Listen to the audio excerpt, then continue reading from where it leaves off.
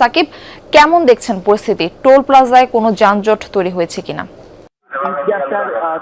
হলেই কিন্তু ঈদ এবং আজকে ঈদ যাত্রার চতুর্থ দিন এবং ইতিমধ্যেই কিন্তু আসলে ঈদের প্রস্তুতি নিয়ে যারা ছিল তারা কিন্তু বাড়ির পানে চলে গিয়েছে এবং আজকে মূলত যারা যাচ্ছে তারা কোনো কাজের কারণে যেতে পারেনি কিংবা কোনো কারণে থেকে গিয়েছে, মূলত তারাই আসলে যাচ্ছে। সেক্ষেত্রে আসলে একেবারে কিন্তু আসলে চাপহীন এই মুহূর্তে ঢাকা মাওয়া এক্সপ্রেসওয়ে সহ পদ্মা সেতুর টোল প্লাজা।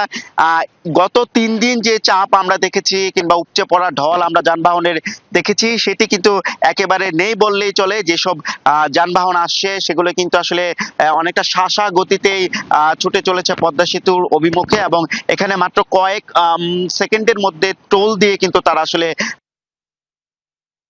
হয়েছে। এবং আপনাকে বলে রাখি, গত 24 ঘন্টায় কিন্তু আসলে পদ্মা সেতুতে 39,280টি যানবাহন পারাপার হয়েছে। সেক্ষেত্রে টোল আদায় হয়েছে 4,48,00,00,000 টাকা এবং এই নিয়ে কিন্তু এই ঈদ যাত্রার গত 3 দিনে মোট কিন্তু আসলে প্রায় 13 কোটি টাকা টোল আদায় হয়েছে এবং 1,20,000-এর মতো টোল আদায়